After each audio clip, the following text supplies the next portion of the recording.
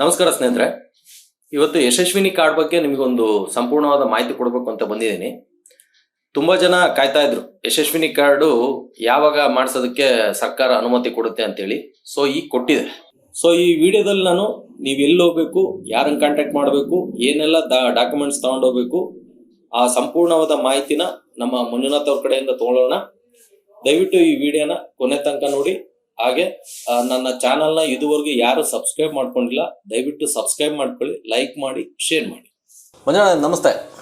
ನಮಸ್ಕಾರ. ಈ ಯಶಸ್ವಿನಿ ಕಾರ್ಡು ಎಲ್ಲಿ ಮಾಡಿಸ್ಬೇಕು, ಏನೇನು ದಾಖಲೆಗಳು ತೊಗೊಂಡೋಗ್ಬೇಕು, ಆಮೇಲೆ ಅರ್ಹ ಫಲಾನುಭವಿಗಳು ಯಾರ್ಯಾರು, ಅಂದರೆ ಯಾರ್ಯಾರು ಈ ಯಶಸ್ವಿನಿ ಕಾರ್ಡ್ಗಳನ್ನು ಮಾಡಿಸ್ಬೋದು ಮತ್ತು ಎಷ್ಟು ಜನಕ್ಕೆ ಇದು ಅನ್ವಯ ಆಗುತ್ತೆ, ದಯವಿಟ್ಟು ಒಂದು ಸ್ವಲ್ಪ ಯಶಸ್ವಿನಿ ಕಾರ್ಡ್ ಬಗ್ಗೆ ಒಂದು ಮಾಹಿತಿ ಕೊಡ್ರಿ ನಮ್ಮ ಜನಕ್ಕೆ. ನಮಸ್ಕಾರ. ಇವತ್ತು ಏನು ಸರ್ಕಾರದ ಒಂದು ಆರೋಗ್ಯ ವಿಮೆ ಯೋಜನೆ ಯಶಸ್ವಿನಿ ಕಾರ್ಡ್ ಬಗ್ಗೆ ಇವತ್ತು ನಾನು ಒಂದು 2 ನಿಮಿಷದಲ್ಲಿ ತಮ್ಮೆಲ್ಲರೂ ಕೂಡ ಸಂಪೂರ್ಣವಾದಂಥ ಮಾಹಿತಿಯನ್ನು ಕೊಡ್ತಾ ಇದ್ದೀನಿ.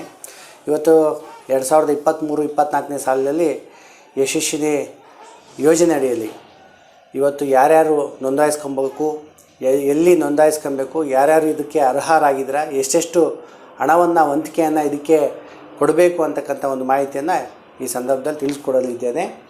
ಈ ಒಂದು ಯಶಸ್ವಿನಿ ಕಾರ್ಡು ಏನು ಸಹಕಾರ ಸಂಘ ಸಂಸ್ಥೆಗಳಲ್ಲಿ ನೋಂದಾಯಿತರಾಗಿರ್ತಕ್ಕಂಥ ಸಹಕಾರ ಸಂಘಗಳಲ್ಲಿ, ಇವತ್ತು ಸಹಕಾರ ಸಂಘ ಆಗ್ಬೋದು ಅಥವಾ ಸೌಹಾರ್ದ ಸಹಕಾರ ಸಂಘಗಳಾಗಿರ್ಬೋದು, ಆ ಸಂಘಗಳಲ್ಲಿ ಯಾರು ಸದಸ್ಯರಾಗಿದ್ದಾರೋ, ಷೇರ್ದಾರರಾಗಿದ್ದಾರೆ, ಅವ್ರಿಗೆ ಮಾತ್ರ ಈ ಒಂದು ಯಶಸ್ವಿನಿ ಕಾರ್ಡು ಮಾಡಿಸೋದಕ್ಕೆ ಅರ್ಹರಾಗಿರ್ತಾರೆ.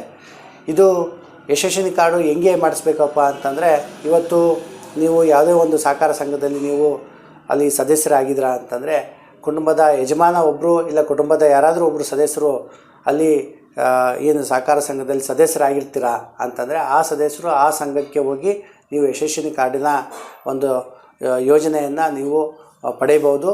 ಒಂದು ಯಶಸ್ವಿನಿ ಕಾರ್ಡಿಗೆ 500 ರೂಪಾಯಿಗಳನ್ನು ಏನು ಸರ್ಕಾರ ನಿಗದಿಪಡಿಸಿದೆ. 4 ಜನ ಕುಟುಂಬದ ಮುಖ್ಯಸ್ಥರು ಸೇರಿ 4 ಜನಕ್ಕೆ 500 ರೂಪಾಯಿ ಇರುತ್ತದೆ. ನೀವು ಇನ್ನೂ ಹೆಚ್ಚಿನದಾಗಿ ಕುಟುಂಬದಲ್ಲಿ ನೀವು ಸದಸ್ಯರು ಇದ್ದರೆ ಒಬ್ಬ ಸದಸ್ಯರಿಗೆ 100 ರೂಪಾಯಿ, ಒಬ್ಬ ಸದಸ್ಯರಿಗೆ 100 ರೂಪಾಯಿನ ಹೆಚ್ಚಿನದಾಗಿ ಪಾವತಿ ಮಾಡ್ಬೋದು. ಒಟ್ಟು ಒಂದು ಯಶಸ್ವಿನಿ ಕಾರ್ಡ್ಗೆ 10 ಜನಕ್ಕೆ ನೀವು ಅದನ್ನು ಸೇರಿಸ್ಕೊಳ್ಳೋದಕ್ಕೆ ನೀವು ಅರ್ಹರಾಗಿರ್ತೀರ. ಜೊತೆಗೆ ಏನು ಪರಿಶಿಷ್ಟ ಜಾತಿ ಮತ್ತು ಪರಿಶಿಷ್ಟ ಪಂಗಡದ ಏನು ಫಲಾನುಭವಿಗಳು, ಆ ಒಂದು ಷೇರ್ದಾರರು ಸದಸ್ಯರು ಇರ್ತೀರ ಸಹಕಾರ ಸಂಘದಲ್ಲಿ, ನೀವು ಯಾವುದೇ ಕಾರಣಕ್ಕೆ ಯಾವುದೇ ಹಣವನ್ನು ವಂತಿಕೆಯನ್ನು ನೀವು ಪಾವತಿಯನ್ನು ಮಾಡುವಂತಿಲ್ಲ. ಇದು ಸರ್ಕಾರದ ಒಂದು ಗಿರಿಜನ ಉಪಯೋಜನೆ ಅಡಿಯಲ್ಲಿ ಮತ್ತು ಪರಿಶಿಷ್ಟ ಜಾತಿಯವರಿಗೆ ವಿಶೇಷ ಅನುದಾನ ಅಂತ ಏನಿರುತ್ತೋ ಆ ಅನುದಾನದ ಮುಖಾಂತರನೇ ಆ ಯಶಸ್ವಿನಿ ಕಾರ್ಡ್ಗೆ ನಿಮ್ಮ ಏನು ಪರಿಶಿಷ್ಟ ಜಾತಿ ಜನಾಂಗದ ಯಶಸ್ವಿನಿ ಕಾರ್ಡ್ಗೆ ಸರ್ಕಾರನೇ ಅದು ವಂತಿಕೆ ಹಣವನ್ನು ವಹಿಸ್ತದೆ.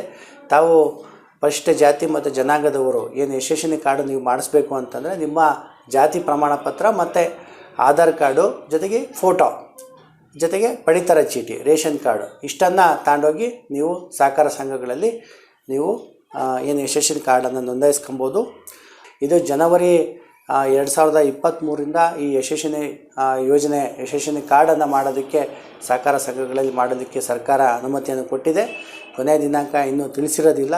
ಆದಷ್ಟು ಬೇಗ ನೀವು ಯಾವುದು ಸಹಕಾರ ಸಂಘ ಅಥವಾ ಸೌಹಾರ್ದ ಸಹಕಾರ ಸಂಘಗಳಲ್ಲಿ ನೀವು ಸದಸ್ಯರಾಗಿದ್ದೀರಾ ಆ ಸಂಘಗಳಿಗೆ ಹೋಗಿ ಕೂಡಲೇ ನೀವು ಯಶಸ್ವಿನಿ ಕಾರ್ಡನ್ನು ನೋಂದಣಿ ಮಾಡಿಕೊಳ್ಳ್ರಿ. ಮಾಡಿಕೊಂಡು 10-15 ದಿನ ಅಥವಾ ಒಂದು 30 ದಿನಗಳ ಒಳಗಾಗಿ ನಿಮಗೊಂದು ಸ್ಮಾರ್ಟ್ ಕಾರ್ಡು ಏನು ಬರುತ್ತೆ, ನೀವು ಎಲ್ಲಿ ನೋಂದಾವಣೆ ಮಾಡಿರ್ತೀರೋ ಅಲ್ಲಿ ಹೋಗಿ ಆ ಕಾರ್ಡನ್ನು ನೀವು ತೊಗೊಂಬಂದ ತಕ್ಷಣ ನಿಮಗೇನಾದರೂ ಆರೋಗ್ಯದ ಸಮಸ್ಯೆ ಬಂತು ಅಂತಂದರೆ ಸಂಬಂಧಪಟ್ಟ ಹಾಸ್ಪಿಟ್ಲ್ಗಳಲ್ಲಿ ಅದನ್ನು ತೋರಿಸಿ ನೀವು ಚಿಕಿತ್ಸೆಯನ್ನು ಪಡ್ಕೊಳ್ರಿ ಅಂತೇಳಿ ಒಂದು ಸಂದರ್ಭದಲ್ಲಿ ಹೇಳ್ತಾ ನಾನು 1-2 ಮಾತನ್ನು ಮುಗಿಸ್ತಾ ಇದ್ದೀನಿ. ಭಾಳ ಧನ್ಯವಾದಗಳು. ನಮಸ್ಕಾರ.